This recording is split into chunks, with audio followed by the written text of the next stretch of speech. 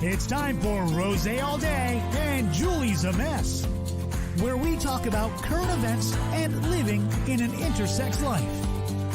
And now, here's Juleigh.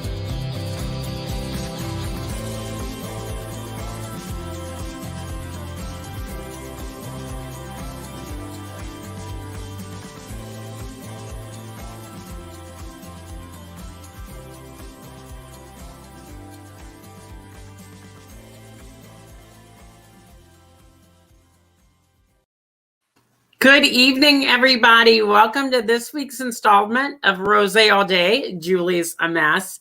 It has been a busy weekend for me, and I just started a new job. Today was my second day of training. So if I fall over during tonight's episode and fall off the stool I'm sitting on, just keep listening to our guest.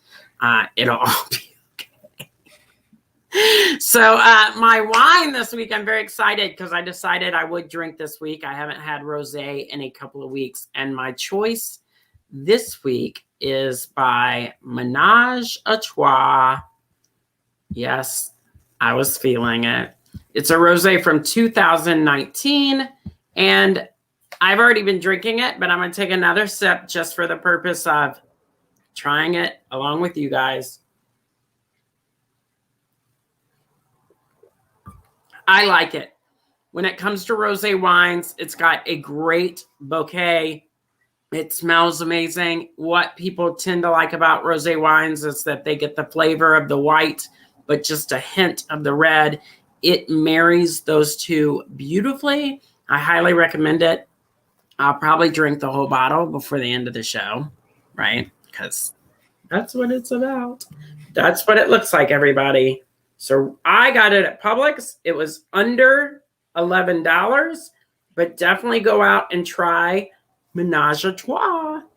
I'm also still looking for a wine sponsor, so anybody that would like to chime in or donate wine to each of our shows as we move forward, feel free to do that.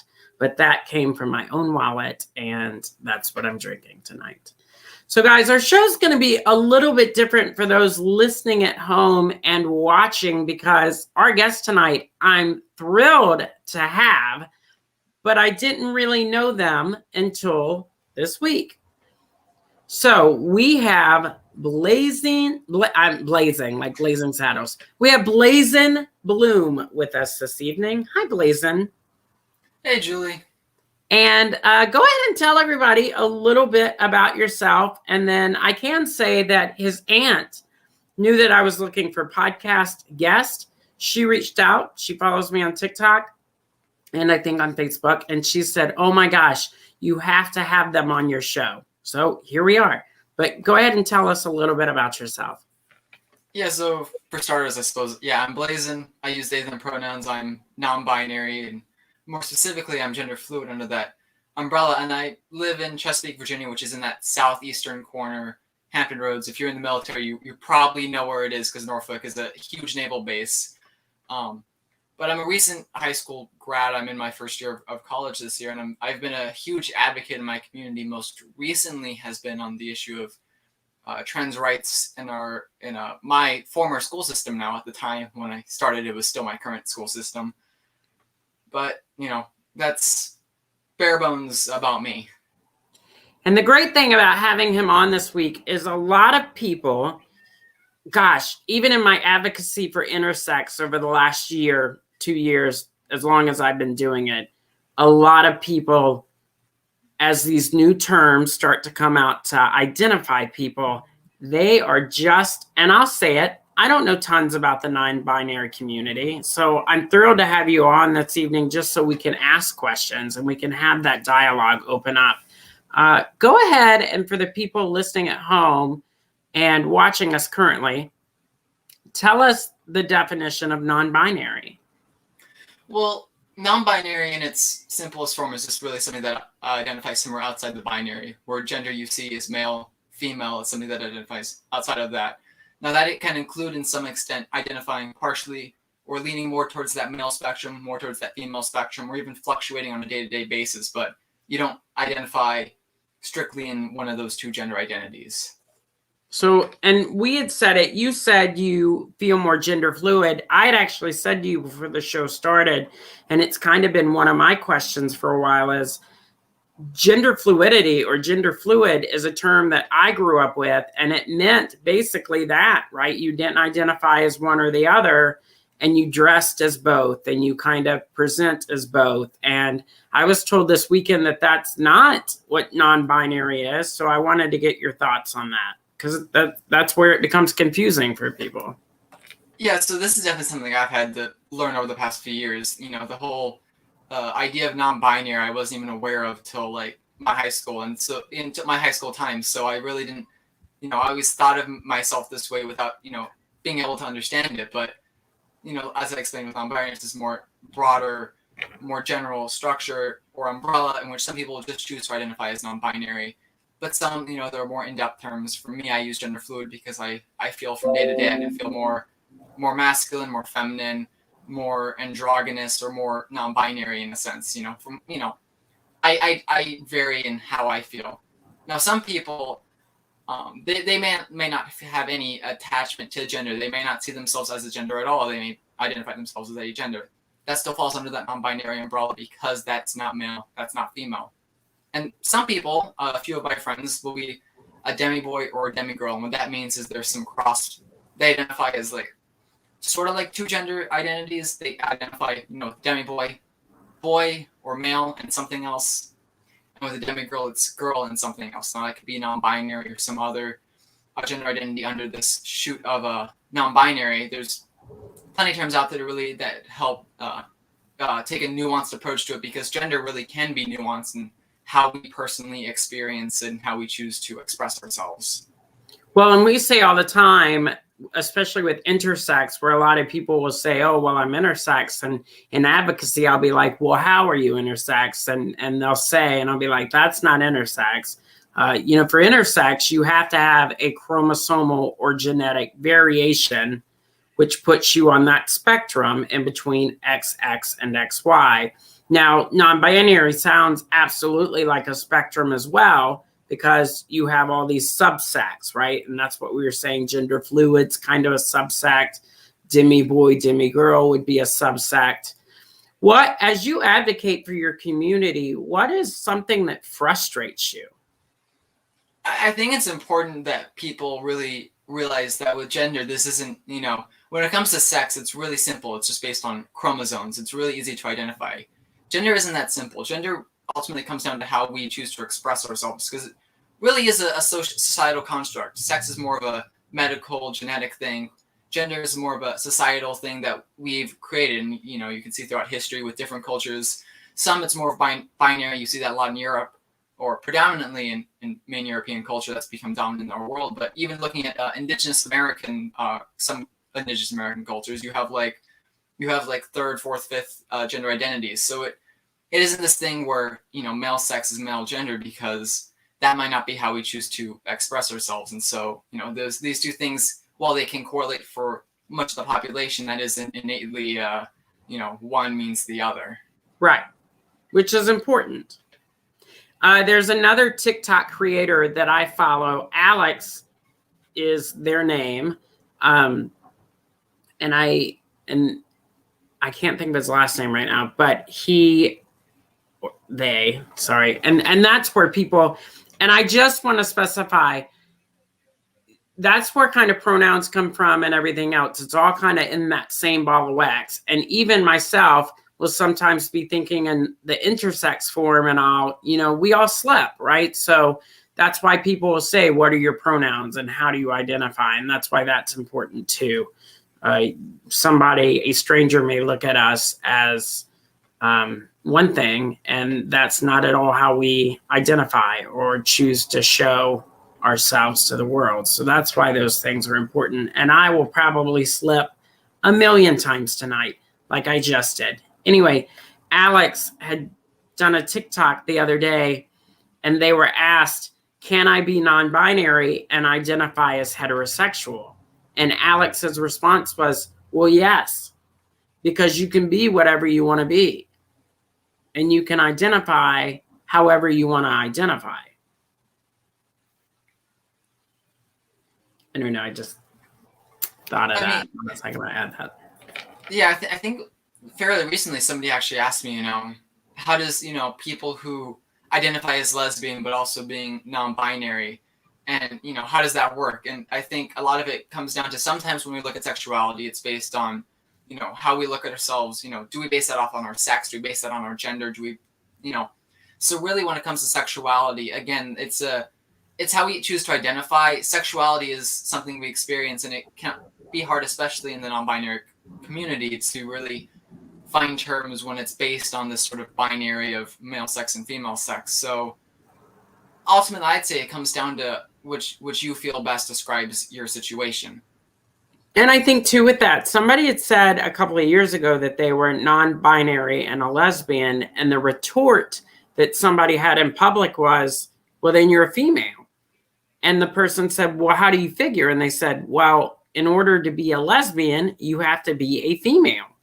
So you can't be non-binary because you identify more as a female. And I was just kind of like, stepping out of this conversation.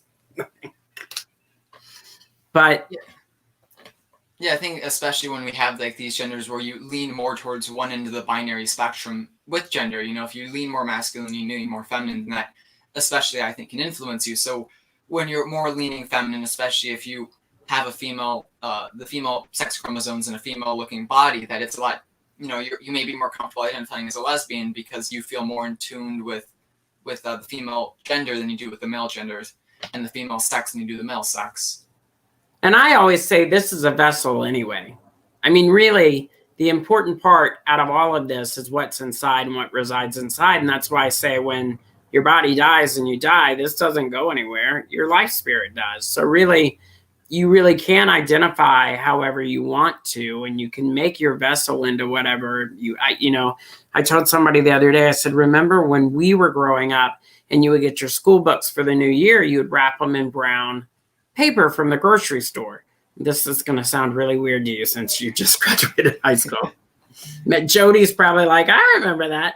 But you could do, that was the whole purpose of that, was you could write whatever you wanted on the outside of your textbook. You didn't have to worry about damaging the literature or the documentation on the inside. And you really could make it your own. I think it's important for people to understand that it really is a vessel. And that's, I think as the world changes, there were times when I was growing up that a tattoo meant that you were loose and, depraved and had bad moral choices. And now I'm like, tons of people are tatted. My brother's covered in tattoos, and I would never say that about him. I think time and just the continuum of time as it rotates and changes, things that were once taboo aren't anymore. You think about same-sex marriage, how far we've come in that. It's not so much anymore. Back in the 40s and 50s and 60s, interracial couples couldn't get married. Now it's not a big deal. I'm hoping that as everything starts to change and evolve, that in another 10, 20 years, intersex, non-binary, trans, that it's just not a big deal, and that people are like, oh, I really enjoy being with that person.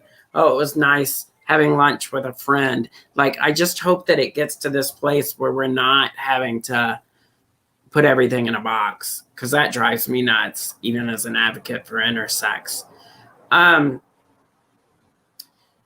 You just graduated high school, and this is a question that always kind of sticks in my brain.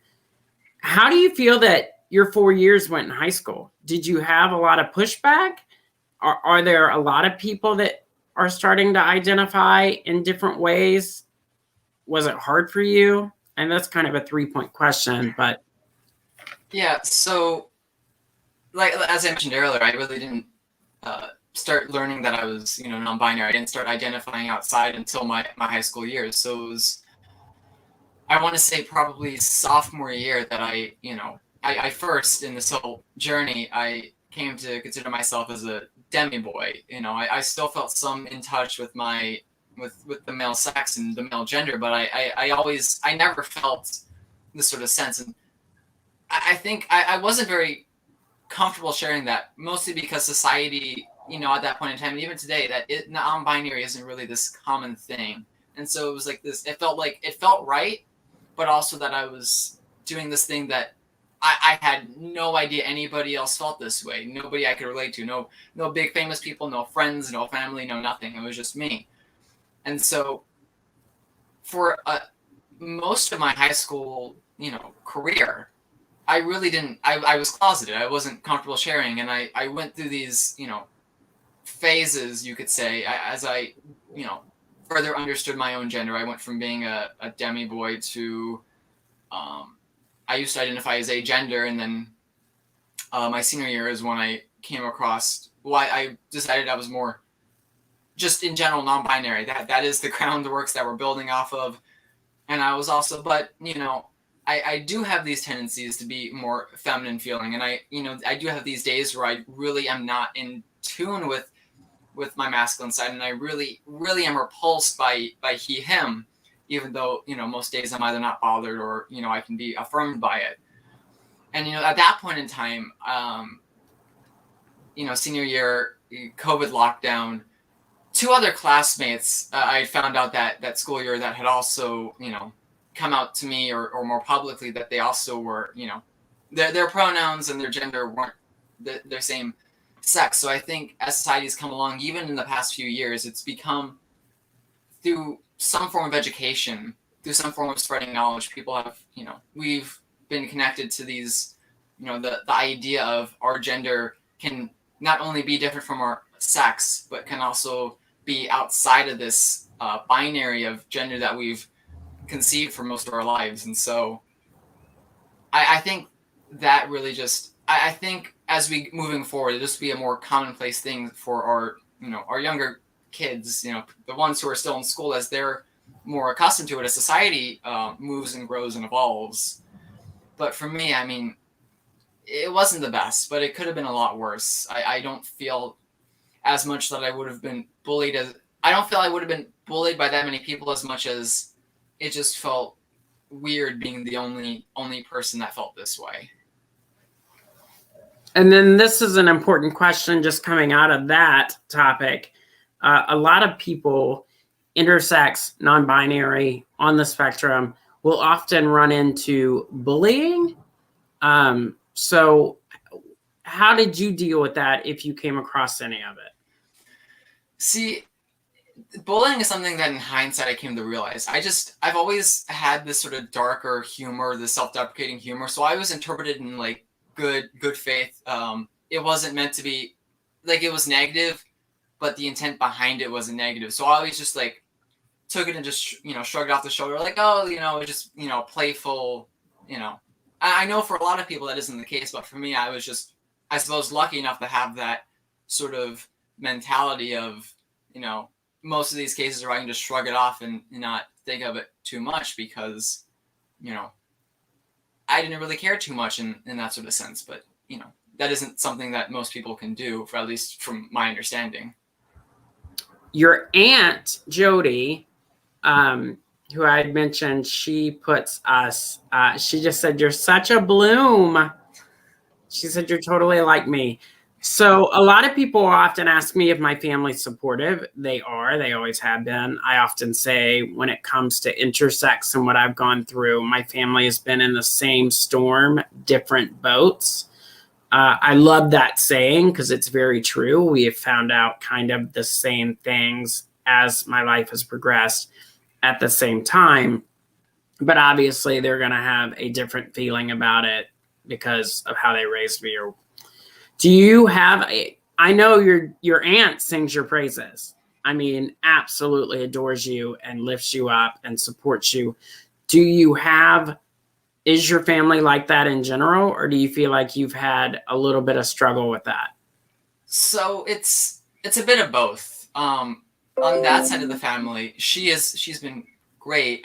With others, I'm not, like with my father, I'm not so open about it because of, what he said and how he, from the few things that I've heard him say about trans issues, I'm a bit reluctant because you don't know what the response is going to be there. Right.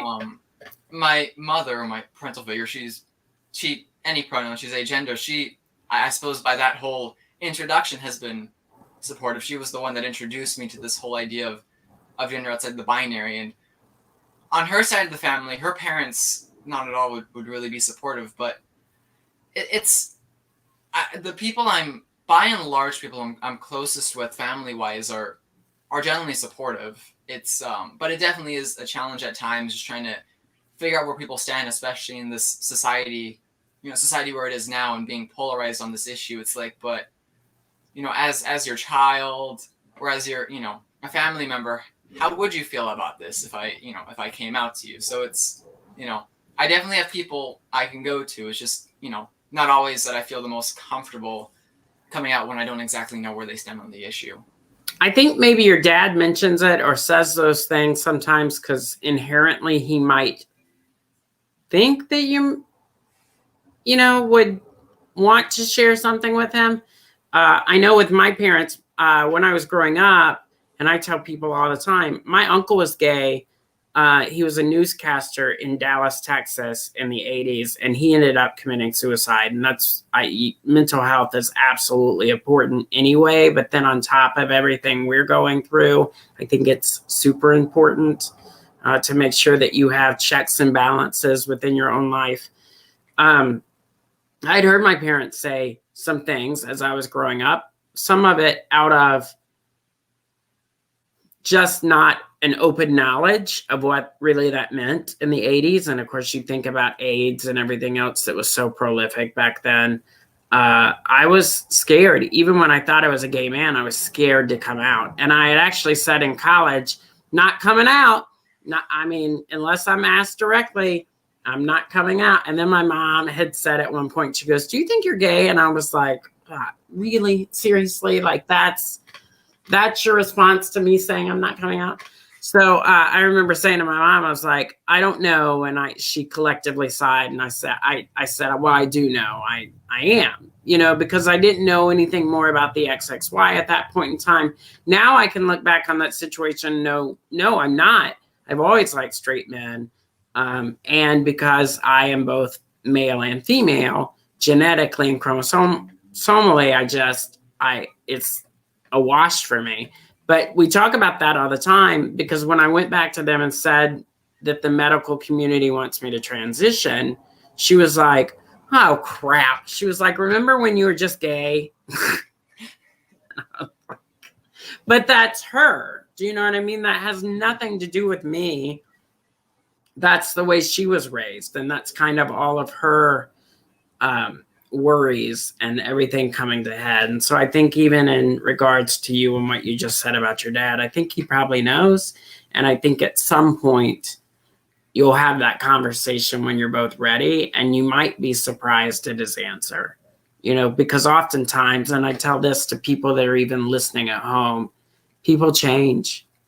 And it seems like as people get older, there's less of a need to be like, "Oh, I'm so against it," as much as I don't want to lose you. You're still a part of me. You're still my kid. And at the end of the day, you'll always be my kid. And I don't want to risk that. So you may be surprised. It may come sooner than later for you, but I'm glad that you have the support that you have now from your mom and from your aunt and for some people in your family. These are not your 5 questions, by the way, but what is a non-binary misconception that as an advocate you hear a lot? I think that non-binary will have a look. There's no look with non-binary. I think it's important that we really start popularizing the idea of that gender expression is separate from gender identity, and how you look and how you choose to look doesn't necessarily reflect how you feel on the inside. It's especially important to me as a person who really fluctuates there. But even, if you're, especially when it comes to just gender nonconforming folks who are cis, being male and being female doesn't necessarily have a look. Being non-binary doesn't necessarily have a look. Being a trans man or trans woman, that doesn't have a look.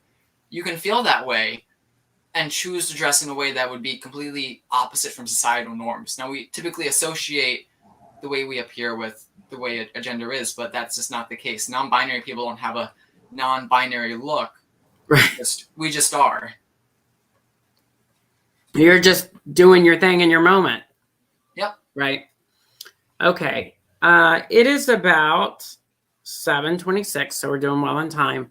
Let's go ahead and move into those 5 questions. And if anybody is watching live and wants to ask Blazen a question about their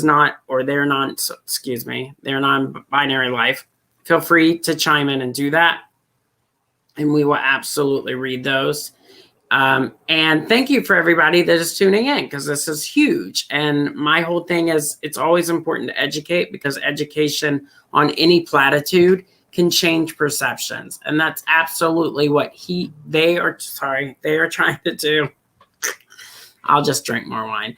And what I'm trying to do for the intersex community, it's all about changing perceptions and being accepted globally by everybody. So let's roll into your 5 questions.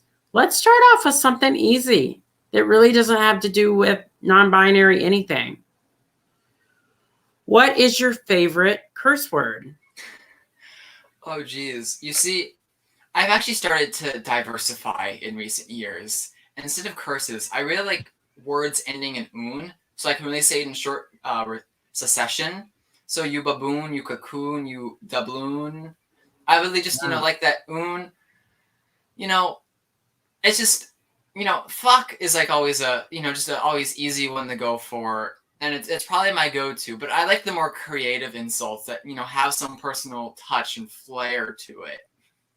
I agree with that. Lately, I've been saying fuck my life a lot, but the guy I'm currently dating is like, no, not fuck your life. And I was like, I need to find that word that I can say that like sums up everything that. And then before that, it was fuck monkey. And I'm like, but I love monkeys. So why would I'm like, so I like yours, cocoon and baboon and dark moon. There you go. Okay. Question number 2. I read that you were running for school board. You want to be a part of your school board or a member of your school board. What led you to do that so soon out of high school? And when is that election? So I'll preface this by saying that where I live, Chesapeake actually has a history of people that are actively in high school running for office. My freshman year of high school, a kid in one of the high schools was running for city council. Last year, a kid in my school ran for mayor, in which my mother happened to be running that same race. So Chesapeake, where I live, has a history of actually having 18-year-olds in high school. I'm fresh out of high school. They were in high school, halfway through their senior year, running for office. So this really isn't a uncommon thing here, apparently. Unlike, that's what the rest of the country calls overachievers. But since my freshman year of high school, I keep going back, but that's really when a lot of stuff started happening. That in my fifth grade is my freshman year. Halfway through, I started speaking at city council meetings. Just with basic things like supporting solar panel developments because green energy. And so at this point, it's been, I think, 4 years in December that I've been involved in our local government, in our city council, in our school boards, in our planning commissions. So I think part of that is I'm coming in here not just as like a recent high school graduate, but as a community member who has 4 years of direct involvement fighting for issues of the city and for the people living in it. The past year, since COVID started, it's been a lot of fighting at first for, what do we want our school year to look like with COVID? Virtual learning, in-person learning. What does in-person learning look like when teachers can't get vaccinated and students can't get vaccinated? And then that sort of moves into, as more issues come up, trans rights sort of came up in the past couple months, and that sort of became my big priority, especially as vaccines became more widespread and COVID not over, but became less severe or more manageable because of that. And so I think just my years of experience and my involvement there especially in the past year in our school board, and seeing the way that our school board has really interacted with the public, when I've constantly been a big advocate for involving especially students and teachers and staff in the decision-making process, because they're going to know how best decisions will impact them, because they're the ones being impacted the most. I think parents should also be involved, but especially the people in the schools who are being directly impacted. I think, this past year has shown that I am more than capable to do what these people have been doing for, some of them, decades, since this board became elected in the 90s. And it's good. It's good to get new blood in and new ideas and kind of new. I believe it's kind of like senators. You don't want them to be a senator for 80 years. I mean, you certainly want people to come in with new ideas and implement those ideas. What is, if you make the school board, what is something you kind of want to push for?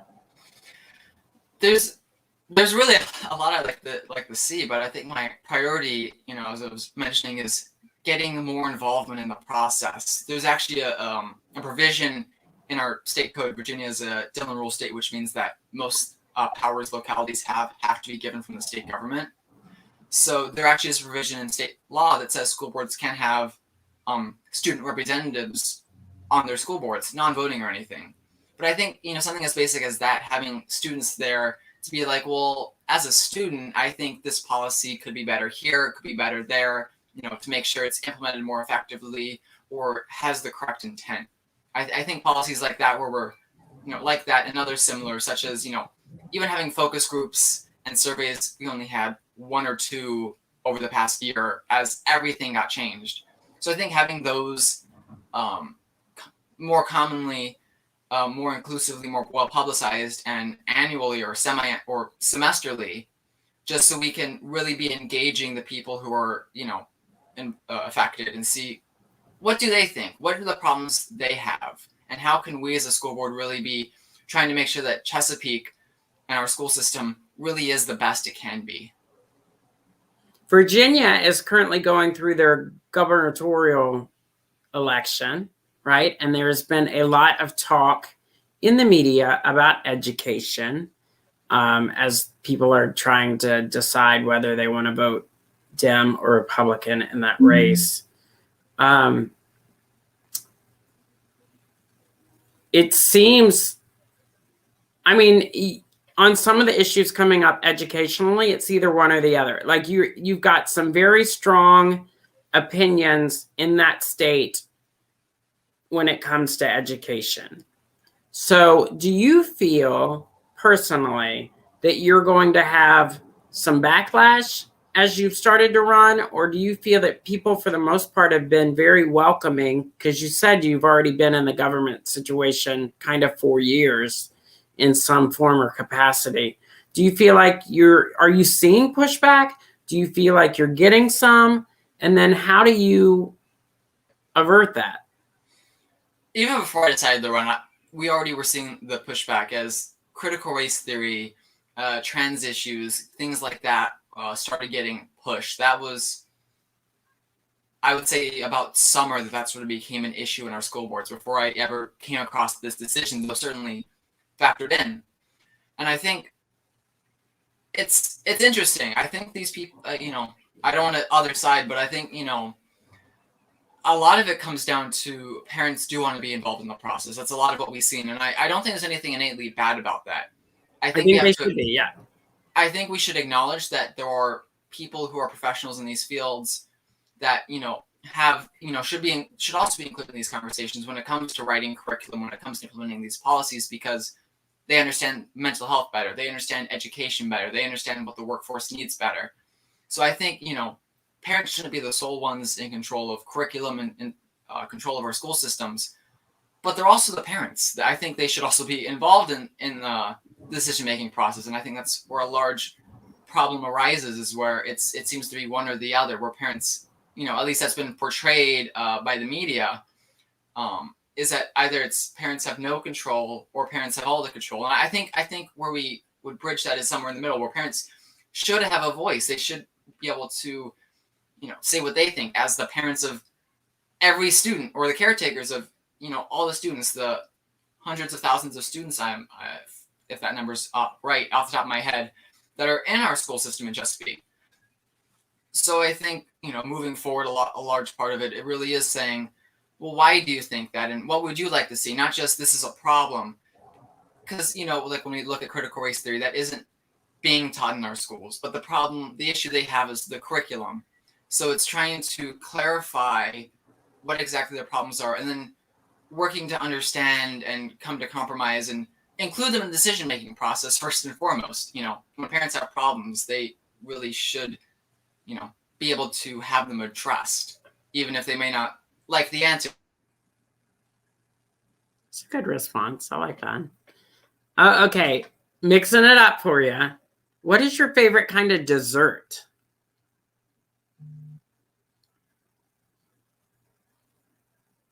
Oh no, I think Blazen, they were having issues earlier. I'll get it right, people. With their internet. So they were concerned that their internet may break tonight. It already has once. So hopefully they will join us soon.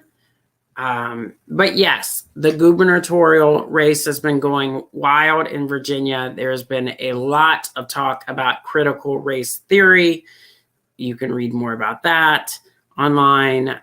So I like that Blazen is taking a stand in his community and absolutely trying to be positive, not only just as an advocate for the non-binary community, but also for things that are important, the education of people in the community, joining the Chesapeake School Board. That's important to them.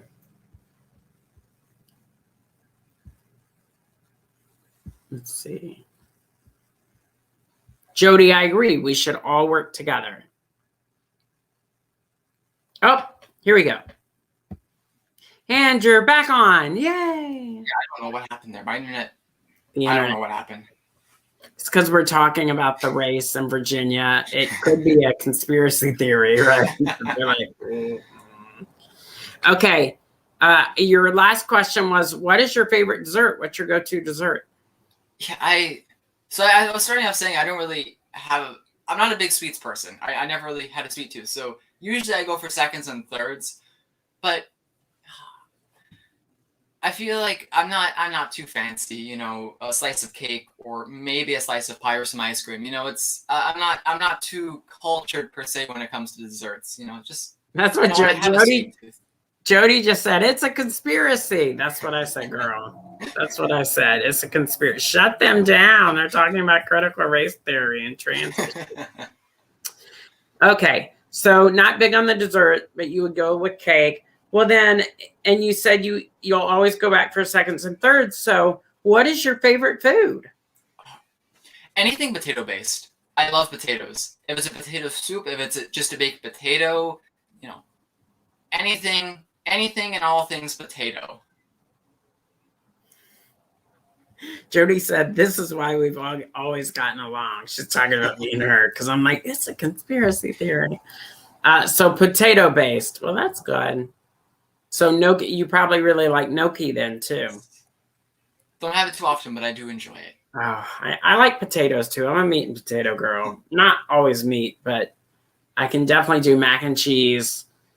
I could actually be happy with mac and cheese and mashed potatoes for the rest of my life. Because you can always make it differently. Okay.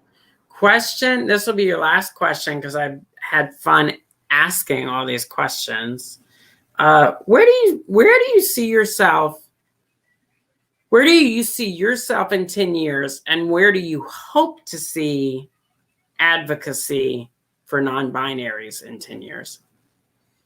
Well, if we're looking at the past 4 years as any correlation for what the next 10 might look like, I really would hope I'd have some more influential standing when it comes to advocating for policy, whether it be trans rights and non-binary rights, or more generally in a multitude of issues. Human rights. Yes. Yeah. To put it plain and simple. Human rights. So, especially in the Hampton Roads area where I live, maybe even, for the broader state of Virginia, if I'm being ambitious here. And for advocacy, I think it's gonna, I don't know where it's gonna go, but I think it has to come where it's not just we go out and we vote in response. We don't just go out and we protest in response and we're reactionary. I think we have to be more forward focused. We don't just come out, we don't just get angry when something we don't like happens, but we're actively trying to create that change. We're actively organizing to create that change. And we're also trying to educate people and bring together communities so they can understand the issues and they can meet the people who are most impacted by these issues. Whether advocacy goes that way, I don't know, but I really hope it will go that way, because I think that is how we will make society better and more whole, faster and quicker. And well, I think it definitely is headed in the right direction when we have people like yourself standing up to raise their voice and share their stories and advocate, which I am a huge proponent of and for. Is there anything going on in your life that you absolutely want to push right now? And before you tell us more about that, Jody, your aunt, wants to know if your favorite form of potatoes is vodka. I'm not a big alcohol person.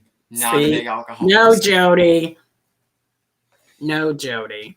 Okay. What's going on in your own life, or something you would like to share with the world? Well, I suppose with the governor's race going on, we'll jump to a bit political, because that's been a big part of my life. And I've been actively involved in the Green Party, and I think going forward that having multiple, parties is important, especially looking at the way other countries do it. And so, instead of pushing that, I would say, really when you go out to vote, research all the candidates and really vote your conscience. In Virginia, we have 3 gubernatorial candidates that's often looked over. We have McAuliffe the D, Youngkin they are, and we have Princess Blanding, who's running in the newly formed Liberation Party.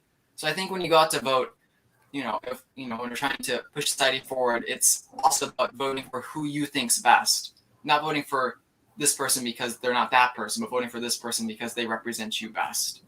Really do your research before you walk into that poll. But we say that about presidential candidates. But it is important, right? Really do your own home research so that you're voting for the person that best represents you, which is the whole purpose. We are coming up on the end of our show a little bit early. It wasn't as long this week, but this is, first off, thank you so much for being on tonight and for educating everybody listening on what it means to be non-binary and what that necessarily fills within that globe of that part of the spectrum. This is the part of the show where my guests get to ask me one question about what it's like to be intersex or live in an intersex life, or to be XXY. And who knows what your question's going to be, since you don't really know me. But let's hear it. You have the floor. And in answering it for you, it allows me to do that for you, a new friend and fellow advocate. But it also allows me to do it for the rest of the world, for anybody that may be listening for the first time. Well, I suppose, we've talked all this about gender, and I'm very accustomed to being outside the binary, but I don't really, it's a bit of ignorance on my part. I don't know much about the intersex community. Okay. So, if you could just, I don't know, explain a bit about how that's been in your own journey, because I can understand, the journey of coming to understand a different gender, but I can't relate or have any, direct correlation to what it's like having, having different chromosomes than is what's normal or typical.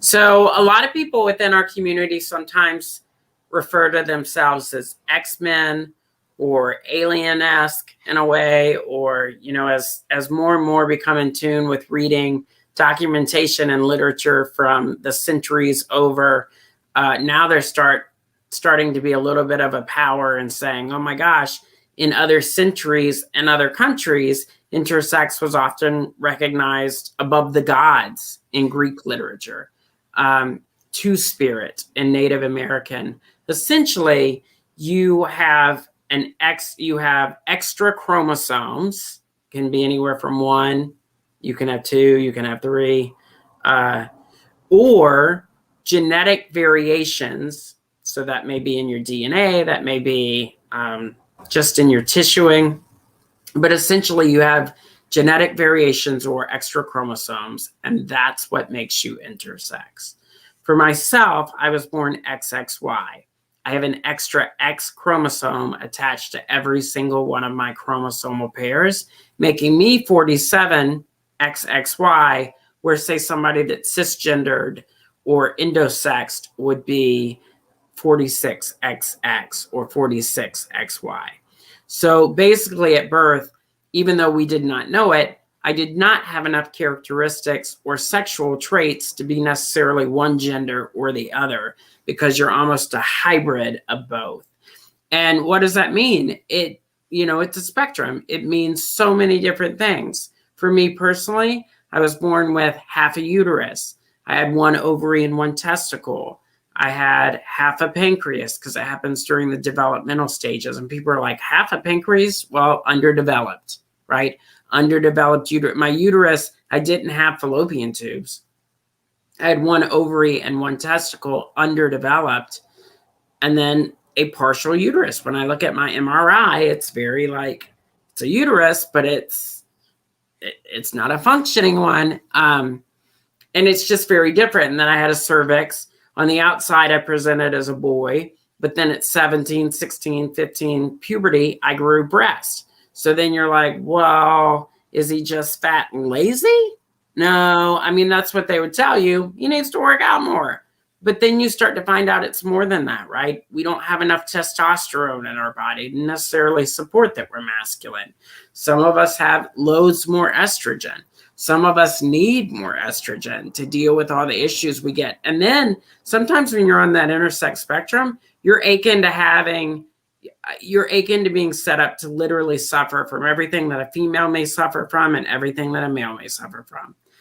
Example, in my 20s, had a prostate cancer scare from all the testosterone that I'd been on since 17, where they said, well, just give him more testosterone. You don't have to worry about that extra chromosome, even though it's an X. That doesn't mean anything. It's dormant.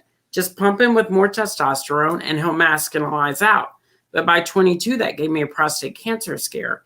But now in my 40s, I have lupus and osteoporosis, which are very female diseases. So it's different for everybody on that spectrum, right? Because I know other XXYs that maybe identify as masculine and want to grow up and have children and are attracted to women, and they never have an issue. Then you have people that are XXY that feel split, like I did my whole life. And you literally feel, which is when you explain it to people, people go, oh, you're non-binary. No, I'm not. I like the body I'm in. And at one point I thought I was male, so I felt male. And now I'm in a very different body because of the estrogen. I kind of have to be female. Like, it's not how I feel. And so that's where that's interesting, that subset of not, because some people would be like, oh, you're non-binary. No, I mean, this is a vessel. And at the moment, it's a very female vessel. So I'm, but there's days that I still feel split. So I understand we were talking about that earlier, where that kind of muddies the water for people that are not intersex or non-binary. And they're like, I'm just plain confused. And that's kind of when you come back in and you say, I get it. I get that you're confused. This is what it is, right? But it's medical. And for intersex people, it's medical.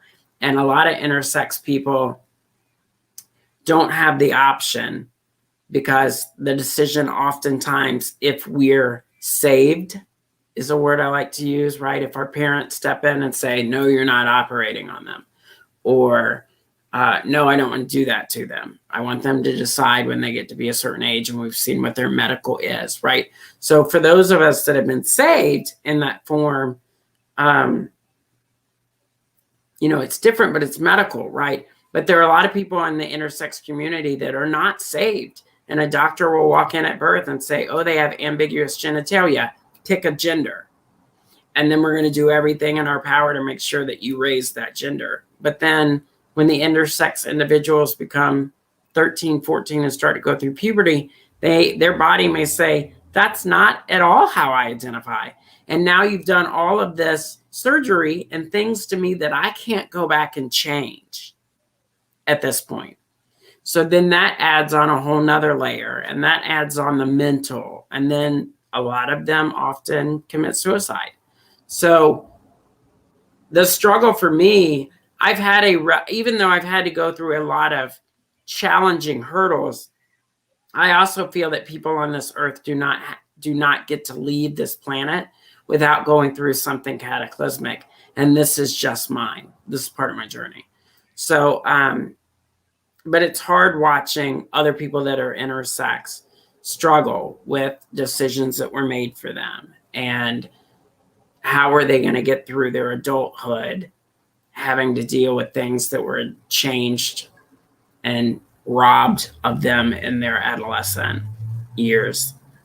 So basically that's what intersex is, right? It has to be a chromosomal or genetic variation. And currently there were 42 on the spectrum between XX and XY, 42 that are recognized. So Turner syndrome, XO, which is where females often have messed up reproduction situations going on. And so that adds to the mix for them. And it's very painful, but that's XO. Down syndrome is actually on the spectrum, and people go, why? I don't get it. But it's on the spectrum of intersex, because that's that umbrella term. It's still considered a variant between XX and XY. So that's a little bit of what you're asking. The rest, you can pretty much go on my vlog or blog and read at justjuleigh.com, or showing that banner at the bottom below. Blazen, it has been a joy to get to know you this evening and to know you more through your Aunt Jody. I'm glad that the connection was made and that you were able to be a part of Just Juleigh's Rose All Day, Juleigh's a Mess this evening for our first episode in November. This episode will be up for viewing tomorrow permanently on our YouTube channel, Just Juleigh. And then, of course, you can always hear it on iTunes, Spotify, Blurry, anywhere that you can listen to a podcast for justjuleigh.com. Blazen, thank you so much. You're going to stay with me a little bit in the green room as we say our goodbyes. For everybody else, thank you for joining us this evening. The importance of advocacy. What does that mean? People like us are doing that daily. And people like you that follow and support us are also in that wheelhouse. It is absolutely imperative that you continue to tell our stories, that you continue to support and love us in the form that we are and in the form that we may choose to be. Thank you so much for joining us this evening as we've learned everything about being non-binary. Join us next week as I drink another rosé and have another guest on. I think next week I'm having a friend from SCAD, Savannah's School of Art and Design, who is into comic book drawings. I think she will be joining us next week. So tune in for that and have a wonderful rest of your week. For more content, follow justjuleigh.com. That's just Juleigh, JULEIGH.com. Thank you to our guests, and thank you for joining us this evening.